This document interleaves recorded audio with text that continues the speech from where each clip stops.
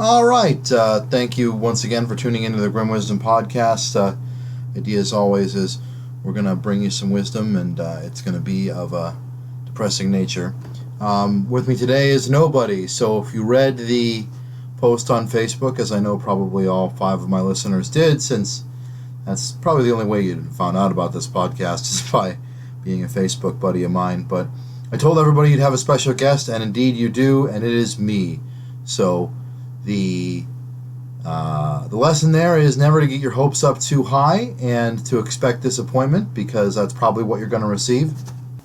And also that all of us are special in our own beautiful and unique way, because I think I still qualify as a special guest, right? So today and I also want to, in a way, I want to apologize, although I don't really think I have any expectations set for this podcast, so hopefully, expecting nothing, you're not disappointed if you get anything. But I do want to get back to a schedule of doing it on a weekly basis, very regularly with guests. I just sort of ran out of the easily mineable pool of guests in my friends and greater circle of people. But I have some good news. We have a huge slate of progressive candidates running for office here in Rhode Island this election cycle. So I'll be sending out invites to them in the next few weeks. I'm sure many of them will take me up on my offer, and we'll get back to a regular weekly schedule. And we'll be interviewing Rhode Island candidates. Again, not really what the podcast is about, but I think that running for office, involving yourself in political action, is probably one of the grimmest things you can do that doesn't involve actual death of some sort or another. And B, I think that if you want to have any hope for the future, then the way you're going to get there is by overturning established systems of power. And one way you can do that is by just unseating politicians who don't deserve to keep getting a free pass on their incumbency. And I think we've got some real possibilities this year here in Rhode Island, at least, to make that happen on a local level. Really get the state to be, if not necessarily more progressive in its governance, certainly less regressive, which I guess amounts to the same thing. It's more messaging, and I want to put it in the grimmest way possible, but really, we're not going to be in a position to take back control of the levers of power, but we're going to be in a position to disrupt quite substantially, I think, the ability of our conservative enemies to inflict further horrors on the citizens of the state. So that's a good thing. I mean, an end to horrors is a good thing, even if it's not really positive change, which we'll talk about a little later on here in the podcast. So let me start by recapping some of the interesting events of my week. This Tuesday, I had the privilege of going to meet with the governor's chief of staff, along with several other members of Progressive Democrats here in Rhode Island, including Sam Bell, who we've had on before. Really, I just can't stress enough for you how frustrating it is for me to be listening to people who are deliberately facile and identifying the ways in which they're trying to deceive me because they think they're smarter than me. But the politics of the situation require me not to just tear into them and humiliate them. I think the governor's chief of staff, he met with us, and the first thing that he came in with is his aides had, of course, gotten there before him, and they had arrayed themselves on the opposite ends of the table. And he said he made a big thing about how he didn't want to be an adversarial seating, so he wanted us to jumble up the seating, which I thought was A, pretty petty, and B, not reflective of the realities of the situation. But nobody wanted to challenge him on such a trivial point, so we just, arranged ourselves in the way that he wanted. Which was difficult for me because, on the one hand, you kind of want to make a stink about that because that's so stupid that he would ask you to do that just to gain some disruption of your seating. It's a very small advantage that he gains for himself, and it's almost irritating to. I mean, it is irritating. There's no almost about it. It's irritating to be told where to sit, like we're back in high school. But on the other hand, it just wasn't worth challenging him on it. There was no percentage in doing that. So we just sat where we wanted to. We just sat where he wanted us to, and then we got to hear him tell us a lot about how he was engaging in a dialogue, facilitating a dialogue. You really like that word dialogue. To him, it was a great way of I use the phrase verbal tranquilizer because I think he hopes if he just says dialogue enough, we'll go to sleep. Um, we talked about a lot of ways in which we're disappointed with the governor as progressives. It was interesting to hear him push back so hard because the governor, for those of you who don't know, she campaigned in the primary as being pro-choice. The instant she secured Planned Parenthood's endorsement, she started walking back from that position, saying she was personally pro-life and that she was willing to consider a partial birth abortion ban and a couple other abortion restrictions. So she claims to be pro-choice because she doesn't want to ban abortion altogether, but I think that's an extremely low bar for a Democrat in this day and age. I think if you're for additional restrictions on abortion, then you're objectively pro-life. So it was interesting to hear them push back really hard on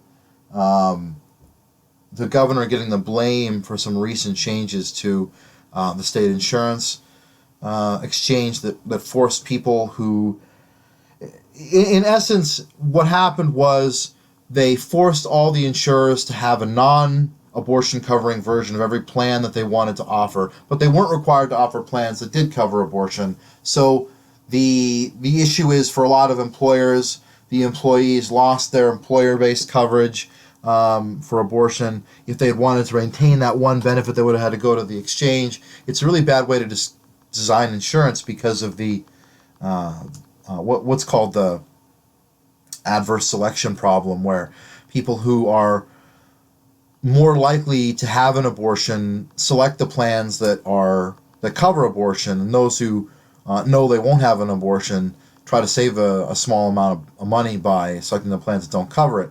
So over time, the plans that cover abortion just get priced out of the market, because if the only people who are buying them are people who are going to have an abortion, well, it's not really insurance.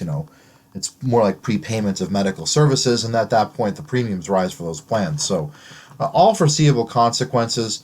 About 9,000 people ended up losing coverage to abortion. So not a Holocaust, but certainly not pro-choice legislation. And the governor pushed back really hard on, or the governor's chief of staff pushed back really hard on saying that we shouldn't listen to anybody else, that everybody who had told us that the governor was to blame for this, multiple media outlets, multiple legislative allies and opponents, multiple third-party organizations, that they were all liars and that we should trust the governor on this, which I thought was a pretty funny thing for them to say. But obviously, being seen as pro-choice is probably crucial to our governor's longer-term ambitions, which I think highlights a bigger problem in government and politics, which we've talked about before. We'll no doubt revisit again and again, where people, they just say things based on a very calculated strategy designed to get them to the next thing that they want, and they have no real principles. They have no real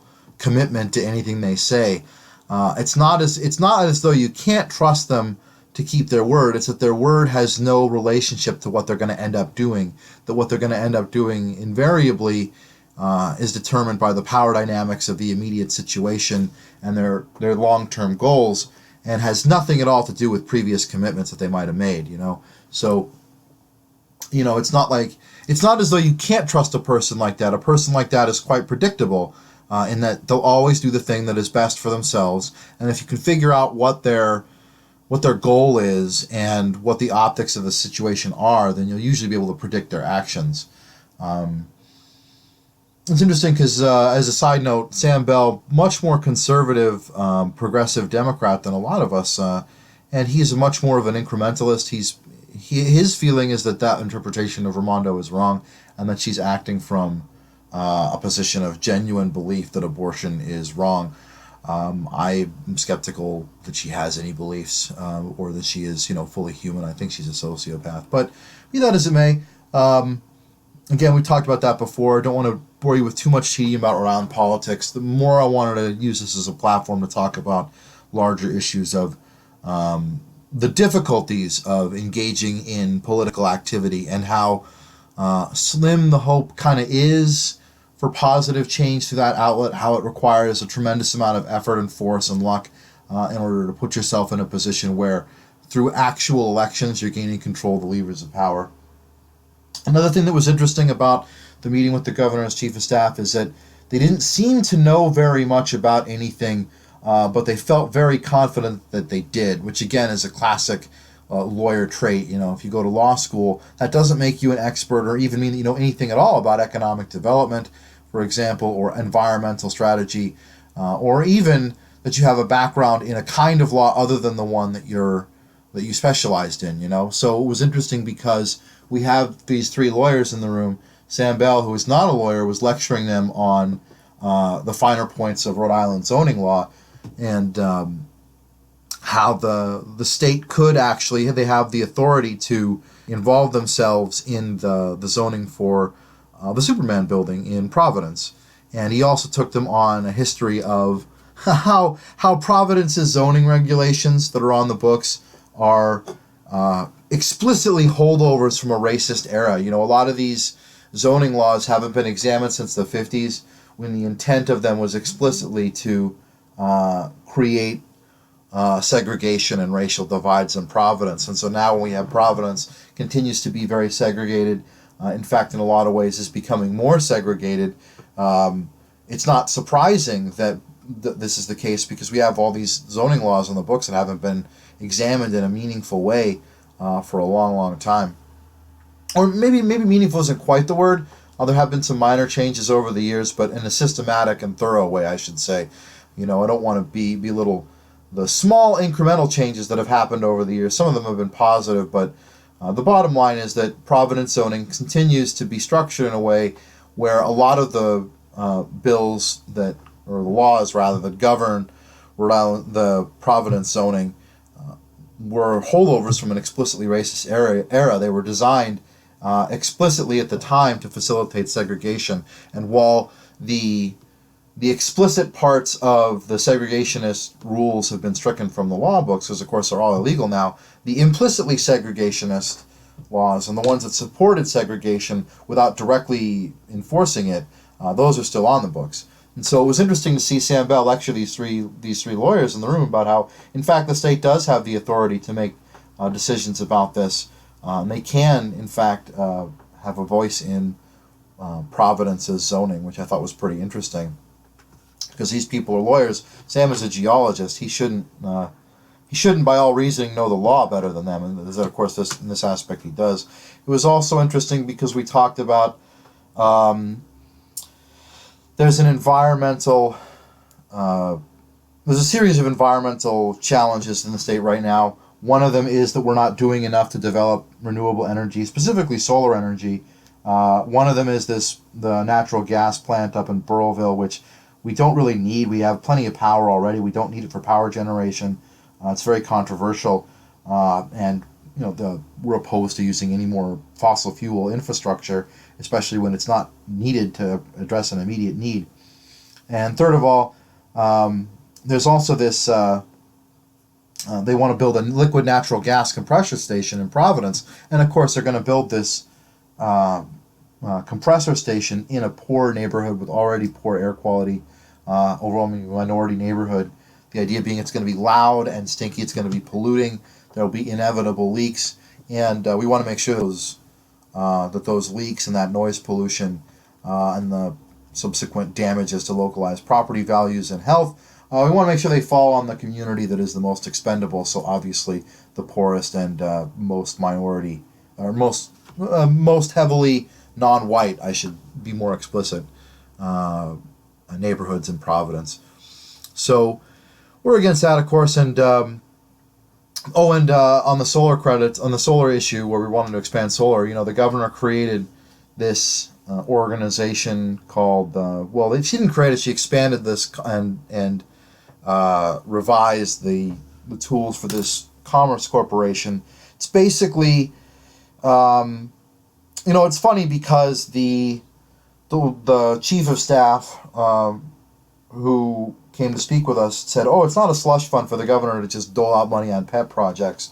It's supposed to be this engine for economic development, and yet in practice that's what it is. The governor appoints all the people that are on the board. She sits on the board herself. She has a tremendous amount of say and control in how the money that the organization doles out is apportioned. It's got a huge budget, hundreds of millions of dollars available to write checks, most of which have gone to large businesses in terms of dollar amounts. There have been some amounts of money that have gone to small-ish businesses.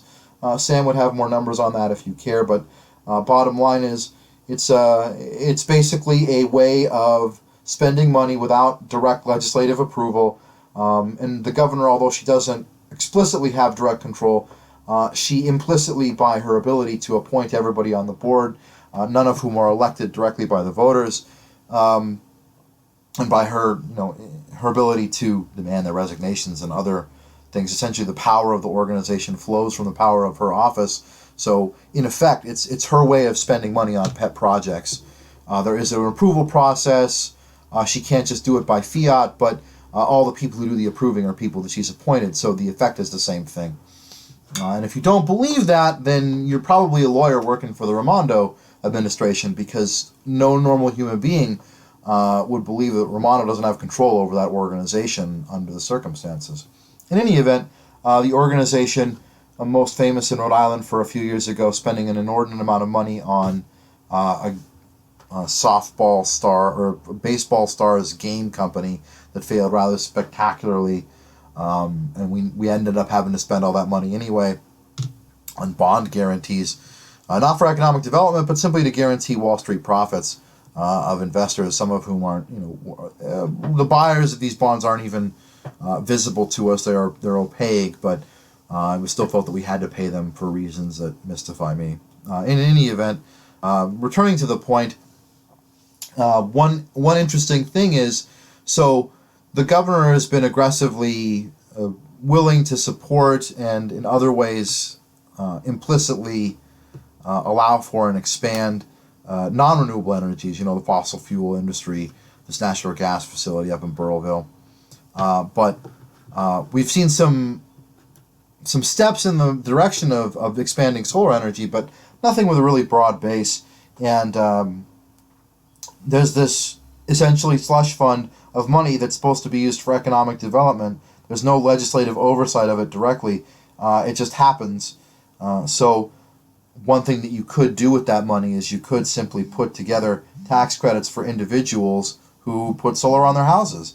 And that would stimulate the economy from a demand side rather than the supply side, which I think most people who have been paying attention to economic history would agree that demand side economics is has proven more effective in this century. So anyway, of course, these slick lawyers that we were meeting with, they couldn't wrap their heads around the idea that economic development could possibly be anything but writing checks to businesses. So they sort of rejected that idea out of hand. And then when we pushed on it, they said something very mealy-mouthed like, well, we'll certainly take that under consideration. Their way of telling us to pound sand, I'm sure. Next thing we talked about in the meeting was we also talked about the zoning issues in Providence. There's a building that's laying fallow in Providence. It's a very large and recognizable building. They call it the Superman building, as I guess it was in one of the Superman movies. Don't really remember those movies myself, but it's apparently famous. So the Superman building is what they call it, and it was bought by a developer up in Boston, or Massachusetts rather, a few years ago. And he's simply sitting on the empty building, trying to extort a huge amount of money from the state and or city to develop it. And he wants to build more luxury apartments, which is interesting because Providence, like a lot of cities around the country, has a terrible undersupply of affordable housing. And when I say affordable housing, I don't mean that as a euphemism for housing for poor people. I just mean housing that normal people can afford.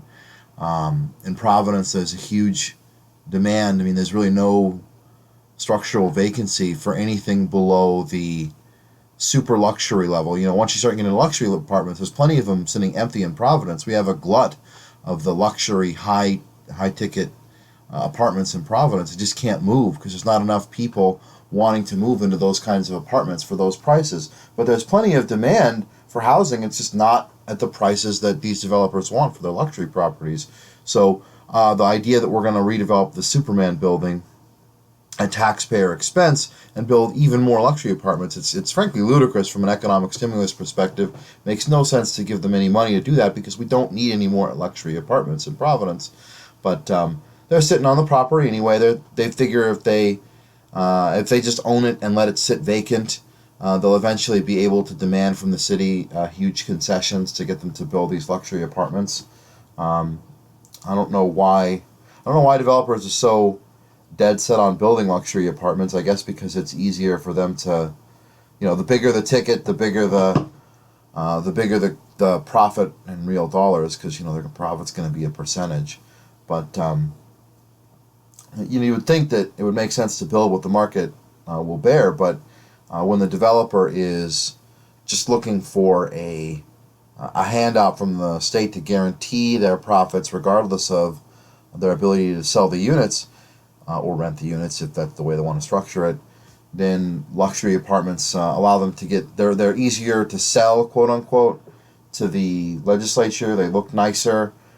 They can tell them a bunch of nonsense about attracting a more valuable kind of citizen to the city, which doesn't really work that way. I mean, you have to have demand for luxury apartments before people will move to a place. There has to be an economic boom before there's a need for those apartments. Basically, have to be people willing to pay that because of the economic opportunities. But in any event, so Sam got to lecture these slick lawyers about Rhode Island zoning law, because none of them seemed to understand it very well. They thought, oh, well, zoning, nothing we can do.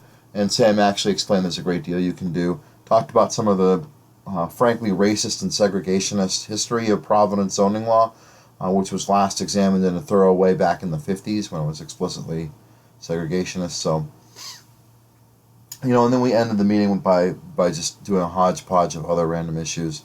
So I think the bottom line is that if you're expecting to change government by simply sitting down and talking to the staff of the people in power, I think that you need to change your expectations.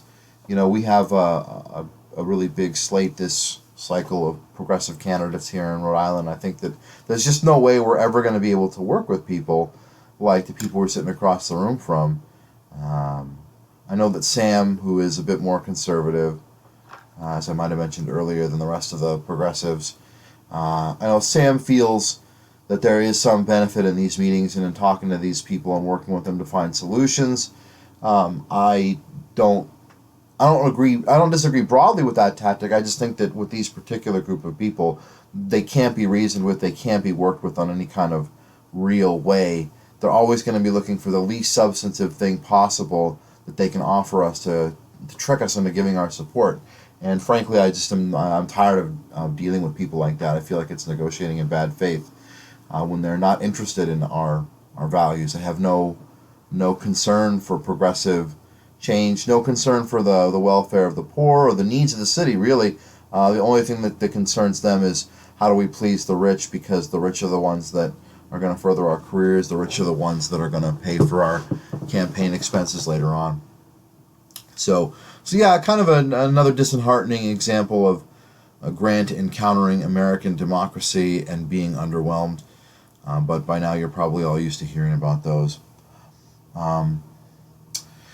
Next thing I wanted to talk about, really, I think the biggest challenge for us as a species. Oh wait, no, forget that. I'll talk about that a little later. Let's talk about earlier this week. I was at one of the benefits of doing this podcast so late in the week and being so late and getting it to you all, which I do apologize for. One of the benefits is I'm able to go to the book club that I go every month on Thursdays. I think it's the third or fourth Thursday every month, and it's called the Warwick Progressive Democrats Book Club or something like that. I know Jennifer Siciliano's running it. I'm starting to think of it as a Grim Wisdom Book Club because every book we get is just so it casts America in such a harsh light. It reveals so much uncomfortable and deeply disturbing truths about the world and the society we live in that I just think you can't help but come away from reading some of these books without partaking in some of that grim wisdom that we've been trying to infuse you with here on the podcast. So, in any event, we had to read a book by Ta-Nehisi Coates, if that's the right way to pronounce his name, and of course it was really dark. Talked about the horrible racial injustices that he had experienced. Narratively, it was interesting, but really I don't want to talk too much about the specific book. What was interesting was we were at the meeting, and there were some new people that came to the Grim Wisdom Book Club this week, and we talked about the book. It was a fun conversation, but somebody said to me after that they listened to the podcast, which thank you, and that they always come away with it feeling like there's no hope. And if you're getting from this podcast that there's no hope at all, I think that's the wrong takeaway from what I'm trying to get at. I think that, and I may have talked about this in a previous podcast, but it definitely bears repeating. I'm not interested in crushing all hope. I just think that legitimate hope, a real hope for the future, needs to be grounded in reality. It needs to be grounded in an understanding of the true magnitude of the problems we face. And if you find it distressing to learn more and more about how really gruesome and messed up the world is, then your hope is essentially an illusion, right? I think that you have to find a way to hope that's based on an understanding of the way things are, because if you don't understand the way things are, then you can't really come up with a plan to change them for the better. So, when I hear that people listen to the podcast and they lose all hope, I think that that's really the not the attitude I want you to have. That's not the goal of the Grim Wisdom podcast. It might be to make you lose some hope, right? I mean, if you've built the hope upon things that are unrealistic or things that are not likely to happen or that are not connected to the world of the real, then that hope is not a legitimate hope anyway, right? I mean, you're going to have to lose that hope in order to really begin to fix the problem, because you need to allocate your hope in a way that it spurs you to actions that will at least potentially be effective in getting us through whatever you want to call this, the current crisis, the getting from the present to the future that we want to have. It needs to be based on a hope that is authentic, a hope that is grounded in understanding the horrors of the world. And it's tough for me to talk about hope because the things that give me hope, or my experience with the whole idea of hope, is different than most people's, because I don't look to make the world small enough so that I can find hope, right? A lot of people, more or less, that's what you're going to be told through self-help gurus and people in their personal lives will tell you that the way to hope is just to strive for extremely small gains, right? I've used the expression of throwing back starfish, right, where there's the old story about the starfish on the beach, and then every day the starfish are on the beach dying, and the kid comes along and throws them back. And somebody asks the kid, why do you do that? It doesn't make a difference. It's going to be 1,000 more starfish again here tomorrow. You can't save them all. And the kid says, it made a difference to that starfish. Well, that's great. I'm not saying there's anything wrong with saving starfish. I'm just saying that I can't do that. And obviously, the naysayer is right. I mean, if you're dealing with this starfish holocaust and you want to address it in a structural way, you need to find a way to stop starfish from washing up on the beach, figure out why it's happening, and take steps to avoid it. So simply throwing starfish back in the water might make a difference to those starfish, but it can even be counterproductive in addressing the underlying cause of starfish washing up on beaches. Again, to torture this analogy a little further. So how does that relate to what I'm talking about? Well, when you're building a hope that's based on, I don't have any hope for the future, but I maybe have hope for my family or for my loved ones or for my friends, maybe that I've helped them make their lives a little better, and so that enables me to have hope for the future. I don't want to diffuse that hope. I just want to say that that's just not enough. That we need structural change, and if you would concede that we need structural change, then you're not going to get to structural change by a series of small individual non-structural corrections. You're not going to get to structural change even by slightly refining the output of the structure. when I'm sitting across a table from a bunch of lawyers who think they know what economic development is and don't know anything about economics, and to them economic development is just writing checks to businesses, it's tempting to settle for, well, let's just write checks to businesses that are less odious, right? Let's write checks to businesses that make solar panels instead of sludge, right? Or let's write checks to businesses that are smaller instead of larger. But really, if you want to change the mindset, if you want to get them to understand that economic development isn't always just writing checks to people that are already successful or that are trying to be successful entrepreneurs, sometimes economic development means directly subsidizing a community, directly subsidizing individuals' ability to better themselves, as opposed to businesses subsidizing things on the demand side rather than the supply side. Then it just bounces off of them. They can't understand that argument. It goes against their indoctrination and their programming, and so they just reject it out of hand. And so you can work with them to try to get better businesses in, but if you really want structural change, you need to find a way to get them to rethink how economic development is done, and that requires structural change. You're not going to get that by persuading them somehow to give a subsidy or a grant to a business that you know is a good business, right, or to your business, and then making your business a good business. It doesn't work that way. So one of the ways in which I find it possible to find hope, and what I told the person at the time at the Grim Wisdom Book Club when they said that my podcast crushes all hope from their soul, is that you got to have faith that your own limitations are preventing you from seeing the hope that does exist. Ultimately, at some point, you have to just take the leap of faith if you're going to work on systemic change or structural change. If you're going to work towards understanding the world as it is, you just have to take a leap of faith that your actions will ultimately have some benefit. That there might be some hope that you just can't see yet, right? Or that you can see only dimly, but you can't really conceive of. And so you can take that leap of faith and you can find the hope in that. You can find hope in your own kind of inadequacy and your own limitations, your own inability to see all the pieces of the chessboard, everything that's going on in the huge animal that is the human race. You can't know it all. You can't even know a small fraction of it. And so how can you pass judgment on such an unfathomable beast, right, as an entire species? So if you come at it from that perspective, it's a lot easier to just do things that you believe in and let the hope take care of itself. Just trust that you're not going to be acting or living in vain.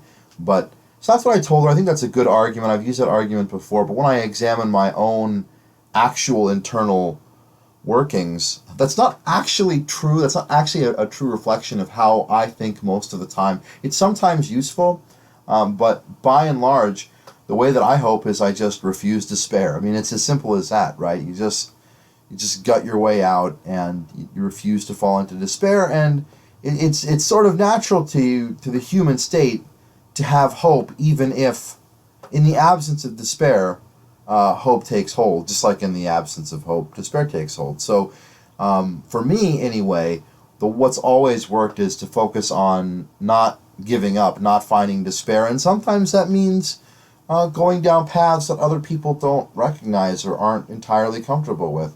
When you're talking about refusing despair, sometimes you get motivated by motives that aren't as abstract or as straightforwardly good as most people think of. If your goal in a legislative agenda, if you just want to do everything you can to frustrate and spite your political enemies, right? Like if I just came to the table with the perspective of, okay, Ramondo's my enemy, Mattiello's my enemy, I know that I can't beat them, they're too powerful, but I want to do everything that I can to spite them. I want them to be frustrated and uncomfortable. I want to make it easier for them to make a mistake. I want to publicize their mistakes. Basically, I just want to damage them out of bitterness and because they're my enemies, right? That's not a noble or lofty motive. That doesn't have a lot of selling power with people. You can't tell them to be driven by hate or disgust because people don't like to think of themselves in those terms, right? But in reality, there have been times in my life, and I think in many other people's lives, where these sort of negative emotions, these oppositional emotions, not only can help us, not only support us, but can even define us, right? We talk about racism and the growing number of people who think that you need to be more than non-racist, you need to be aggressively anti-racist, right, in order to stamp out this ubiquitous smog of racism that covers every aspect of American society. You can't just focus on yourself not being a racist. You need to go out and aggressively fight racism where you see it, call it out. And is that not an argument that we should be driven as much by a hatred or disgust for racism as we are driven by a love for equality and justice? So sometimes it's not pleasant to talk about, but then again, where else will we talk about something unpleasant besides the Grim Wisdom podcast? Sometimes I think you have to find hope in unexpected and darker places. Sometimes you have to find hope in the idea that your enemies are mortal and fallible, and even if they're sitting on top of a pile of wealth, you just have to look at them and say, well, they're human like us. They put their pants on one leg at a time in the morning, right? They can be beaten some way. You just got to find it, right? And when you think about it that way, it may not be very uplifting or comforting to say you should dedicate your life to making this other person who's your enemy uncomfortable, right? Or you should dedicate this portion of your efforts, rather, because obviously you don't want to define your entire life by opposition to one person or entity. But I think that you can find value in that. There can be hope and meaning in that, in working actively to oppose forces that you find as evil or destructive or just incompatible with a truly just future. You can devote yourself to working against those, and even if sometimes you can't find within yourself the ability to hope directly because you look at yourself and you see someone who's flawed and mortal.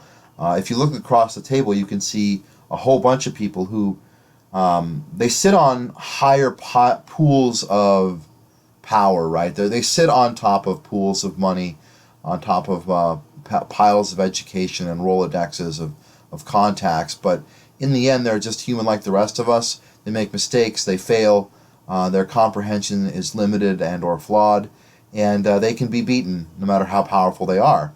So that to me is a source of comfort, right? It's just the fallibility of our enemies, So I just wanted to be honest with people about where I find my sources of hope. You don't have to find it in the same place, but the goal of this podcast is not to eradicate hope, and there are some strategies to have hope, and also at the same time see the world for what it truly is. There's an old prayer or an old saying that goes, "Don't pray for lighter burdens, pray for the strength to bear your burdens."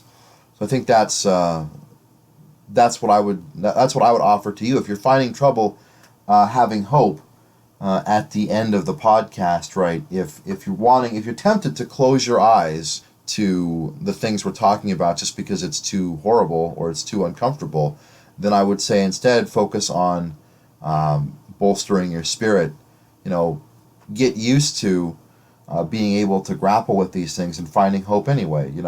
Wish for strengths that are greater than that are sufficient to your burdens rather than lighter burdens. And of course, the burden of the world's doom is a pretty heavy burden, but I think that if we all focus on understanding it, then maybe there's going to be a way that we can find a way to carry that burden together.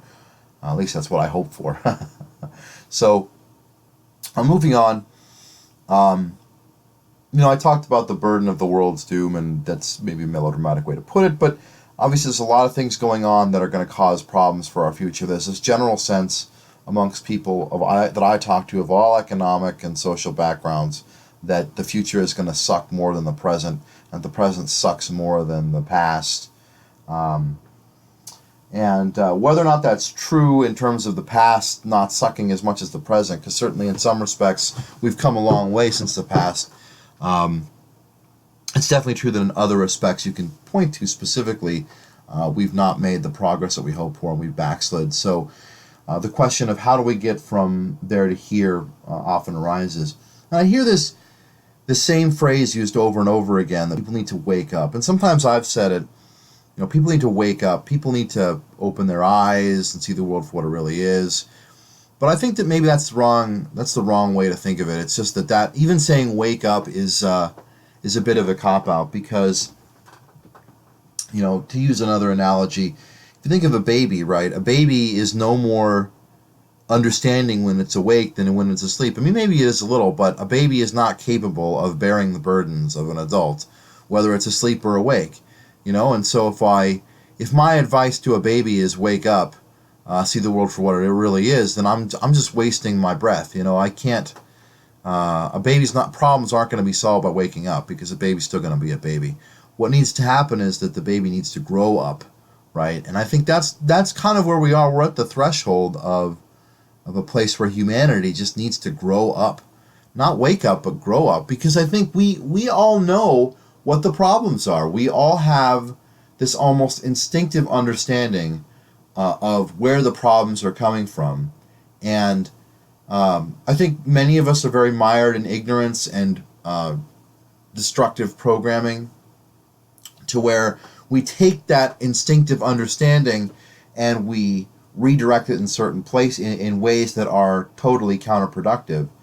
And I think there's certainly people who live their entire lives in such a bubble that they don't start to understand this until much later in life. If you come from a wealthy family, you go to private schools and private colleges, you get out of private college and you just move from one Rolodex gig to the next, making fortunes to add to your family fortune, right?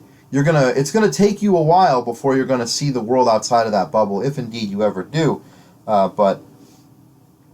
So I don't want to say that there's not people like that. There's not people that don't have the understanding on some level that the world is in deep trouble. But I think most people do get that, and most people even agree on some of the underlying manifestations of that trouble. But because of this program and because of our ignorance, we disagree radically on the way to address that. Earlier this week, Britain voted to leave the EU, which was a surprise to a lot of people, myself included. Because what's interesting about that, from my perspective, is there's so many of the world's financial elites were screaming, "Don't leave the EU. It'll be terrible. It'll be bad for the economy," right? And they didn't get what they wanted. The people voted against them. And you can talk about the reasons for their vote. You can talk about the racist anti-immigration vote, which is definitely a large factor in the decision. And some of the more prominent members of the Leave movement are, either explicitly or barely implicitly racist against immigrants, and that was the basis. That was the long and the short of their reasoning, was we don't want immigrants, so we're voting to leave the EU. I just think it's interesting, because here's an example of the elites who have done a lot of things over the years to foster and strengthen this ignorance, because they saw something to gain from it, right? These anti-immigrant sentiment in Great Britain, it cuts across the various political parties, none of whom were interested in addressing it in a systemic way, because racism and fear can be extremely useful in electoral politics.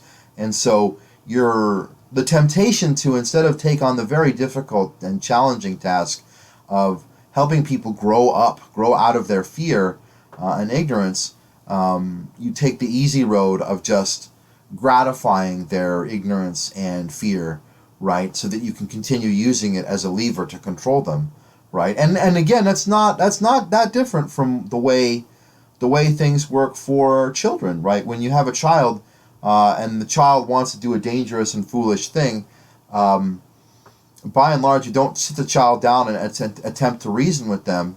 You try to motivate them through fear, either of you or of punishment or of the consequences of the action.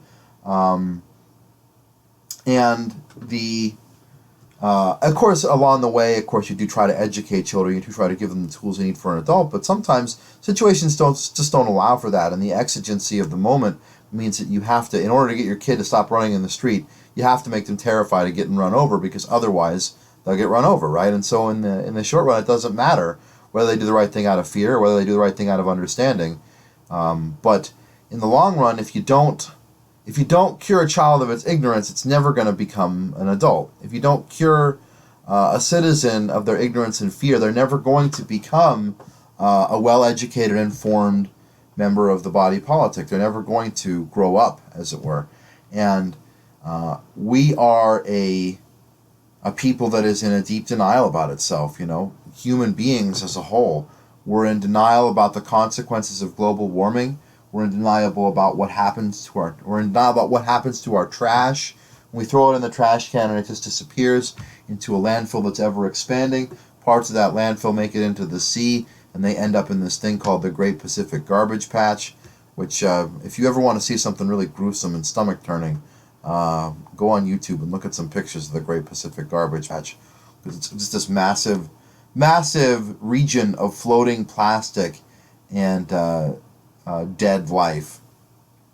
And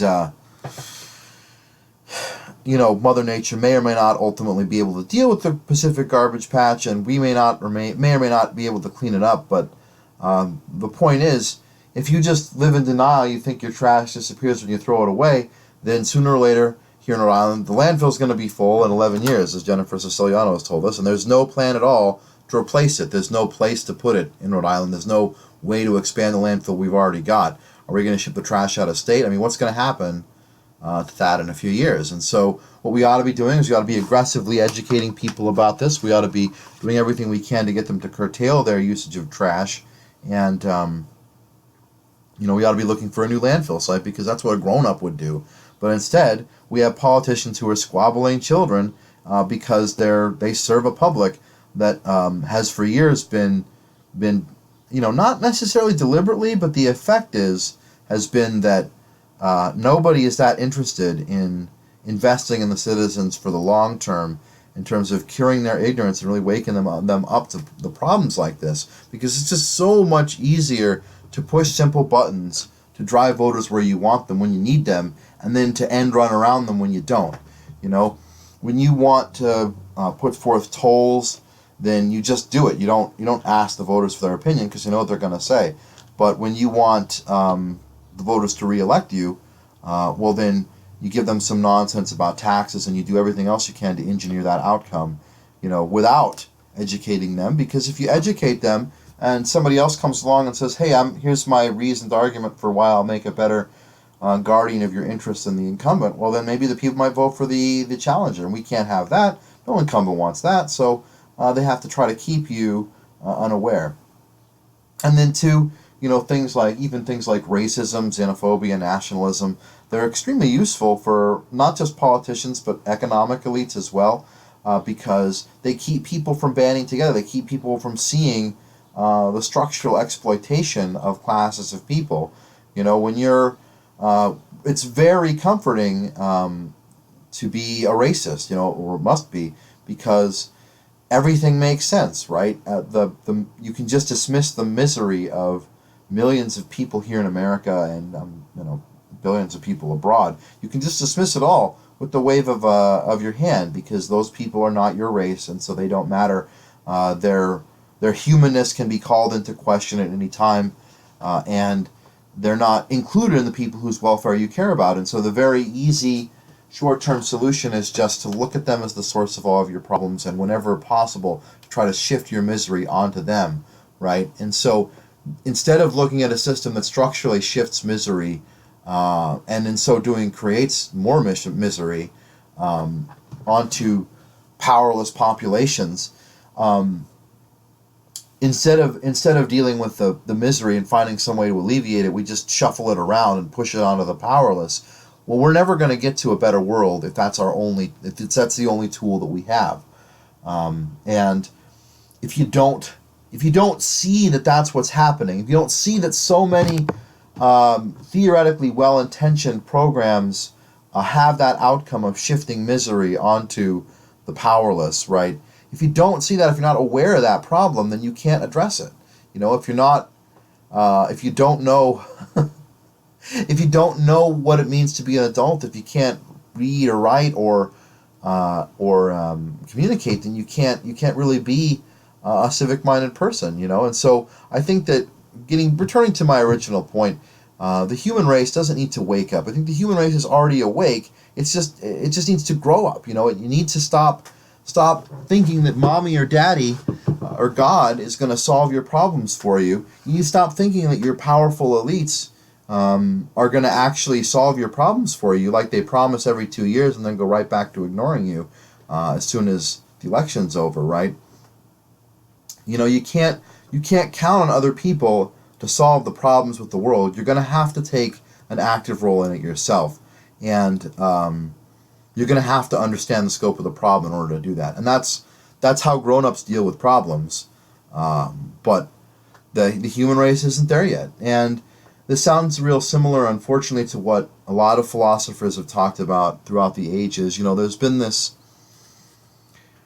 One of the things that recurs in literature, in art, in philosophy, in just human thought in general, is this idea, especially coming from old people, that maybe the human race isn't worth saving. You know, maybe the human race can't ever be more than it is now, and that right now it's so ignorant and small-minded that it's not even worth preserving in its current state. So if you can't transform the human race, if you can't make human beings better, then there's no hope for humanity, right? And so saying that humanity needs to grow up does feel a little bit like that, right? It seems like that same conclusion that people have come to throughout the ages is that there's no hope unless you build a better humanity, right? And since you can't really do that, human beings are always going to be what we are.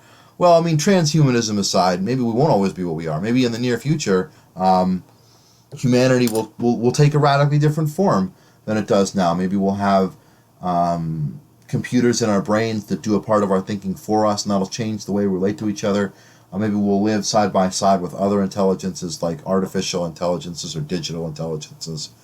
You know, maybe all of those things will come to pass. Maybe the human race won't be the same, right? But I don't think that the human race needs to change so much as it just needs to use what it has, right? It needs to bear the burden of its potential, right? And I think that's a good way of putting it, because so many people, myself absolutely included, don't live up to the potential that they feel or they know they have inside themselves. They don't dream their own dreams. They dream the dreams that are dreamed for them by others, or that are placed into their head by national stories. You know, we have this American dream, and you know, that book we read in the book club, by Ta-Nehisi Coates, is all about how the American dream is the problem. You know, the American dream is this synthetic thing that's been placed in your head, and it's the obstacle to real change as much as anything else. You know, and so the temptation to just say, well, everybody needs to wake up and stop dreaming, is tempting. But the goal should not be to stop dreaming. The goal should be to bear the burden of trying to make your dreams come about. You know, that should be the burden, and that you should dream bigger dreams. You know, not that you should stop dreaming, but that you should dream more. That you should, instead of dreaming somebody else's dreams, you should dream your own dreams. You know, what a lot of people's dream is, and the dream that's assigned to you by the American dream, is the American dream is the best possible for you, right? The American dream doesn't care about the community except in a very general sense. It's not interested in that. The American dream is the White House and the picket fence and the nice house in the suburbs and the 2.5 kids and the dog, right? That's the American dream. The American dream is a successful entrepreneur who builds himself up from nothing and makes himself a billionaire, right? That's the American dream. And the American dream is very me oriented. There's nothing in the American dream about the broader community or the health of America. It's all about, the American dream is, I'm going to get mine one way or another, right? And that's a very childish dream. That's the kind of dream that a 5-year-old would have. And as an adult, you certainly don't set aside your own desires or your own nature. I mean, if humanity, you are part of humanity and therefore you matter, right? If we're considering the health of the organism as a whole, we have to consider the health of every person, right? So you want your own prosperity, but that prosperity can't come at the expense of the community that allows for that prosperity to be stable and enduring, right? Because enduring prosperity rests on the ability of your society to actually alleviate, to actually cure people of their ignorance rather than coddling it, to actually cure people of their misery rather than shifting it around and marginalizing the miserable, right? And so I think the challenge is going to be is how do you do that? How do you get humanity to grow up? And it's a long process and it's an awkward process, just like growing up always is for everybody. I don't know why you'd expect it to be any different, any easier for an entire species than it is for an individual. And it's never easy for any person to grow up. And even if they have reached the age of adulthood and they are an adult in some ways, that doesn't mean that they're grown up in the sense that I'm looking at. That doesn't mean that they've taken that step to get themselves cured of their ignorance. And again, maybe that's too high of a bar to ask of every person. Maybe we don't need a society where every individual person has taken that step to cure themselves of their ignorance, to be aggressive about seeing the world as it really is. Not everybody needs to listen to the Grim Wisdom podcast to get us where we need to go, but the people who design the school books, people who design the TV shows, the people who design the movies, who design the public policy, they need to listen to the Grim Wisdom podcast, metaphorically speaking. They need to understand the world for where it is, and they need to have an attitude of how do we cure ignorance and misery for everybody, for as many people as we can, without just shifting it around. How do we actually cure these problems? How do we strengthen as many people as possible? Because one of the reasons people are ignorant is because schools keep them ignorant. The television news keeps them ignorant. Movies keep them ignorant, and politicians keep them ignorant. And they don't think of it that way. They think of it as just maybe giving people what they want, or not being too audacious, or incrementalism, or what have you. But the effect is the same. You turn a blind eye to these structural problems of ignorance and fear because it's always easier to exploit them in the short term. And that's led us to this horrible point. That's led us to this cliff of one short-sighted and deliberately ignorant decision after another, one fear-based war after another. And I think we stand here at a point where the Earth and the species is just not going to sustain this level of systemic ignorance and fear for much longer. It's not going to continue to work for us. And when that happens, if we're not ready, if we're not prepared to deal with the world on its terms, then it's going to be really bad for everybody. And that's maybe not a hopeful truth, but I think it's true. I don't see any way around that. And if you want to find hope, you can find it in the fact that people can have conversations. People can be cured of their ignorance and misery. There is good public policy that can be implemented, right? If we can get the right people into office, if we can educate our children and work with other people's children, work with the school system. If we can form communities that are strong and that are committed to structural change rather than temporary change and personal ambition. If we can do all of these things, then we can get some real work done. Then we can see some chance for progress. And that's what we're trying to accomplish this year in Rhode Island with the Progressive Democrats and the progressive slate that we put together to run for office around the state. And I'm excited to be a part of that. I know that I'm going to fall short of my own standard for myself in terms of how much I'm going to contribute because I'm lazy and flawed like everybody else. Look how long it took me to get this simple podcast out, and all I had to do was talk at a computer for an hour. But, so it's not, my point in saying that is that invariably everybody's going to fall short of their hopes and expectations for themselves. They're going to fail to meet the standard that they set for themselves. They're going to fail to live up to the potential that they see. And honestly, that's okay. You don't need to fall into despair just because you failed, right? You can get up and you can fail again, and you just keep failing until you find some way to succeed, right? And you put together enough partial victories, enough small amounts of effort, and eventually you've got a large body of contributions. I think that more than anything else, I have always felt that I could and should be doing more to be politically active, that I should be less involved in my own selfish pursuits of stupid things. And I consistently fail to live up to my own hopes or expectations for myself. But that being said, the bar is very low, really, in terms of if you're looking for a collective movement where everybody contributes to sharing the load. You don't need to carry everybody's load at once. You only need to carry your little fraction of it and maybe a bit more, right? And the bar is really a lot lower than you think, in terms of the contribution that you can make to have it be meaningful to long-term structural change. So I know this might sound like throwing back starfish, but think of it this way. Let's say that you decide to build a starfish seawall, right? Again, to torture that analogy even further. And you go down to the beach and you spend a morning and you throw back a few starfish and you lay a few bricks, right? And the next morning you come back and all but one of those bricks is washed away, so you lay back the bricks you laid and you lay one more, right? And you keep doing this, and over time you add a brick to it and a brick to it over time. And sooner or later you start to get frustrated because you're like, well, I'm doing all of this work and most of my bricks are washing away and the wall is only slowly getting built.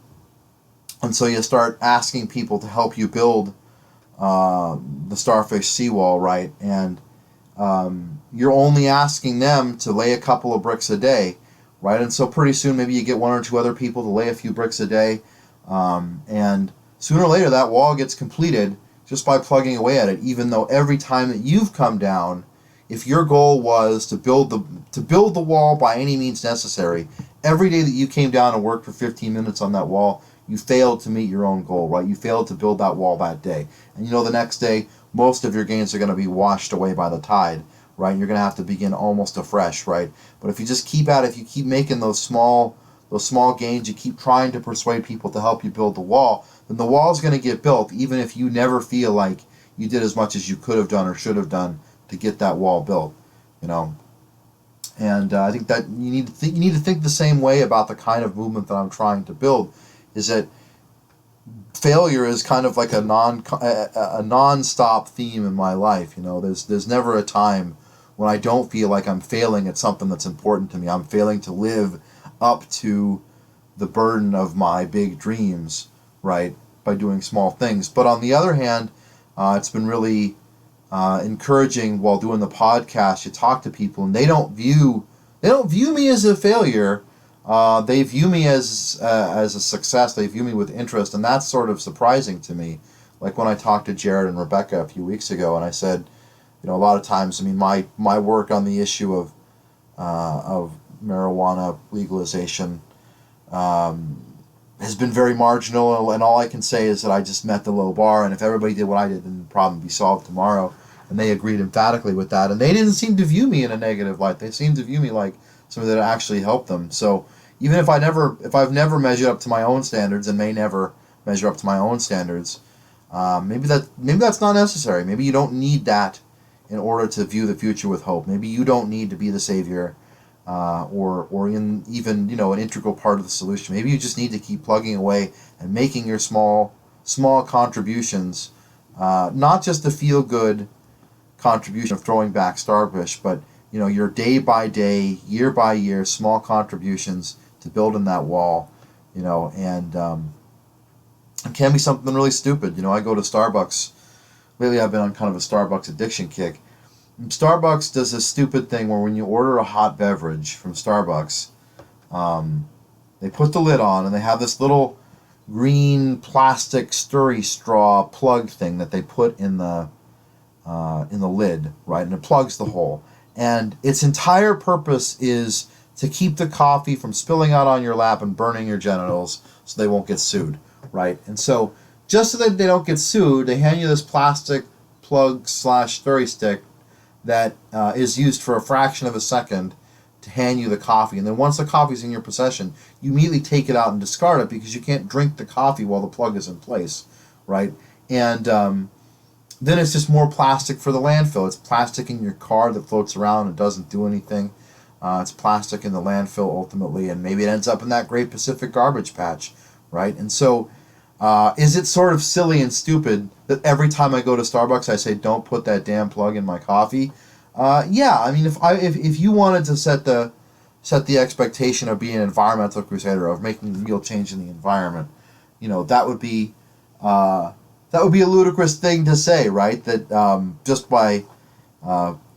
by not putting plastic in my coffee, that I am making a difference in the world, right? But on the same time, that is making some difference in the sense that if everybody collectively resolved just to use less plastic, even by a small amount, will make a huge difference. So I think a lot of people just throw away plastic because they don't think about it. They don't think about the landfill. They don't think about the garbage patch. They don't think about what's going to end up with it. They might even be annoyed with the plug that is put in their coffee because they might think, well, what's the point of this object? It's just a dirty coffee froth covered thing that ends up in my car, becomes more trash, right? They might not even like the plug, but they don't think to just say leave the damn plug out when they're ordering their coffee. So, I think that you can, just because you need to have hope and you need to find small incremental things to do for that hope, doesn't mean you can't dream big dreams. And just because you can view yourself as having failed to live up to the burden of your dreams doesn't mean that you necessarily failed to do your part for the broader movement. So maybe that's a little bit more optimistic than is normal, but I think that that you probably heard enough of me talking. It feels like I'm lecturing, which I don't want to do, but hopefully you've enjoyed this podcast, even though the special guest, quote unquote, was me. And that's pretty depressing in and of itself. That's a good place to leave. I think that I couldn't get anybody better for this week. I do plan to start going back to a more regular schedule. I think this next coming week I won't have a podcast because I'm going to be sending out a lot of requests to meet with people, and it may be difficult because I know a lot of the people I'm wanting to bring on the podcast are going to be running for office around the state, so it might be difficult for the next few weeks. We're going to continue to have an erratic schedule, maybe just through the first few weeks of July, but I think by mid-July we should be back to a regular schedule of doing the podcast once a week. I really want to get back to that. So if you've been disappointed, if you've been frustrated, if you've been one of the 2 or 3 people on the planet that desperately waits for the podcast to come out every week and is just upset and disturbed when it doesn't come out, I know I've failed you. As I've explained, I'm a failure. I fail all the time. I failed to get you that podcast.